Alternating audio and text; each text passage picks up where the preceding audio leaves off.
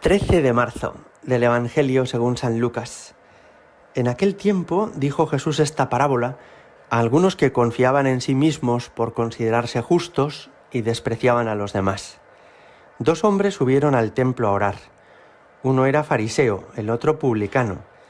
El fariseo, erguido, oraba así en su interior: «Oh Dios, te doy gracias porque no soy como los demás hombres, ladrones, injustos, adúlteros, ni tampoco como ese publicano. Ayuno 2 veces por semana y pago el diezmo de todo lo que tengo». El publicano, en cambio, quedándose atrás, no se atrevía ni a levantar los ojos al cielo, sino que se golpeaba el pecho diciendo: «Oh Dios, ten compasión de este pecador». Os digo que éste bajó a su casa justificado, y aquél no, porque todo el que se enaltece será humillado, y el que se humilla será enaltecido. Palabra del Señor. Alguno de los que escucháis este comentario puede estar un poco sorprendido o perplejo, porque las 3 cosas que hace este fariseo de la parábola de la que nos habla Jesús son las 3 cosas precisamente que nos anima nuestra Madre la Iglesia a hacer en Cuaresma. Es decir, que aquel fariseo lo que hizo fue subir al templo a orar, allí decirle al Señor que ayuna y también reconocer ante el Señor que Él da el diezmo, es decir, que da limosna con frecuencia. Y entonces alguno podría pensar: pues no entiendo, ¿no nos ha dicho nuestra Madre la Iglesia en Cuaresma que tenemos que orar, ayunar y hacer limosna? Pues eso es precisamente lo que hacía ese fariseo. ¿Por qué dice Jesús que el publicano vuelve a casa justificado y el fariseo no? ¿Qué es lo que está haciendo mal el fariseo? Pues mirad, lo que está haciendo mal el fariseo es su postura interior. Y esto es muy importante porque en la vida no solamente hay que hacer cosas buenas, sino que quiere el Señor que seamos buenos.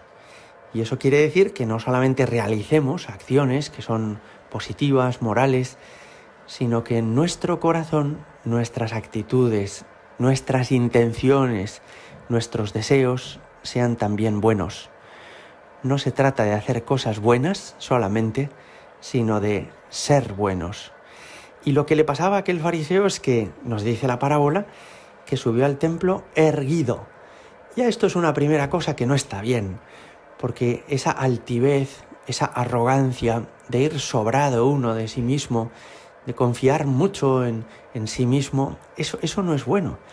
Es en el fondo un síntoma de orgullo, y dice el Señor: el que se enaltece será humillado. Pero además es que se compara con los demás y juzga a los demás. Y le dice al Señor: te doy gracias porque no soy como estos.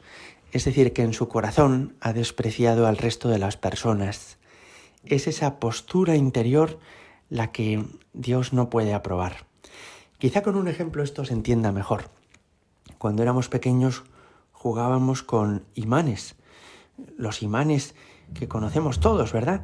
Esos dispositivos que tienen magnetismo, de manera que atraen otros imanes u otros metales, ¿no? Por ejemplo, el hierro o el cobalto o el níquel.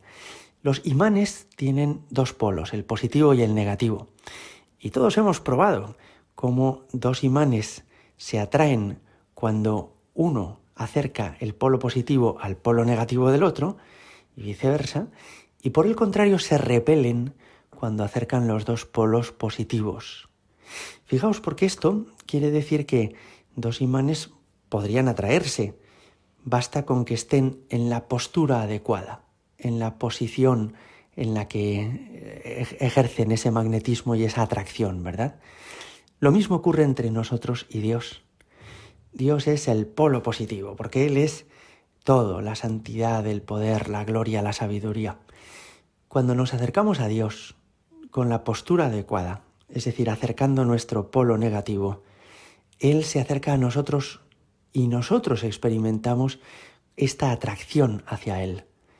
Y en cambio, cuando nosotros vamos en una postura que no es la aconsejable en un ser humano débil y pecador como nosotros, que es ir altivos, erguidos, orgullosos, arrogantes, entonces notamos cómo Dios se aleja de nosotros o cómo a nosotros mismos nos repele la cercanía de Dios. En el fondo, ¿qué es lo que tiene uno que hacer?